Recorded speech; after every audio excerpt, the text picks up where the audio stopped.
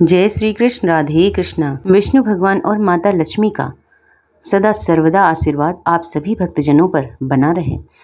और यह ज्येष्ठ मास महात्म्य का चौथा अध्याय है और तीसरे अध्याय में आपने व्रत का महात्म्य सुना था और अब आगे सुनेंगे पंचाग्नि साधन, विधान और महात्म्य। तो चलिए चौथे अध्याय की कथा सुनाते हैं। ऋषि लोग कहने लगे कि हे स्कंद जी, आपने सभी पंचाग्नि साधन व्रत का वर्णन किया था।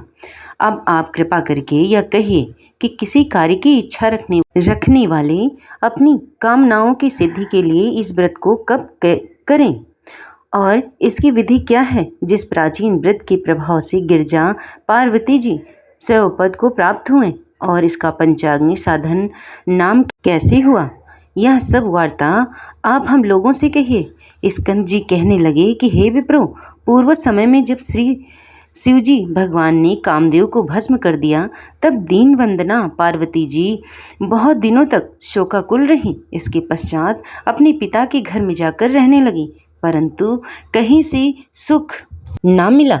उस समय हिमालय के वासी ऋषियों के आश्रमों में जाकर पार्वती जी ने शांति के उपाय को पूछा। इस प्रकार पूछने पर सप्त ऋषियों में श्री भृगु ऋषि कहने लगे कि हे महाभागे, तुमने अच्युतम प्रश्न किया है। मैं तुम्हें विस्तार पूर्वक इसका उत्तर देता हूँ।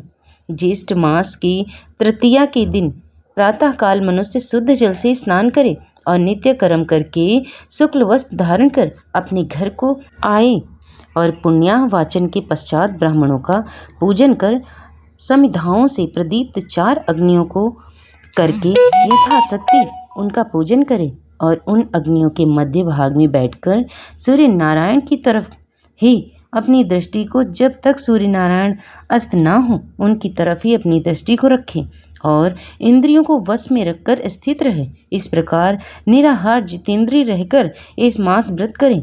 ऋषि के वचनों को सुनकर पार्वती जी अति प्रसन्न हुई और शिव जी के प्रसन्नार्थ 12 वर्ष तक इस व्रत को प्रति मास करती रहीं। इस व्रत के प्रभाव से शिव जी मोह को प्राप्त हो गए और पार्वती जी कहाँ गईं ऐसा विचार करने लगी। उन्होंने समाधि द्वारा पार्वती जी का तपोवन में होना निश्चय किया और आप शिव जी महाराज वंचर के रूप में उमा देवी के तपोवन में गए थे तथा अनेक प्रकार की अमृत के समान मीठे वचनों से उमा देवी को समझाया, परंतु उमा देवी ने उनको फटकार दिया।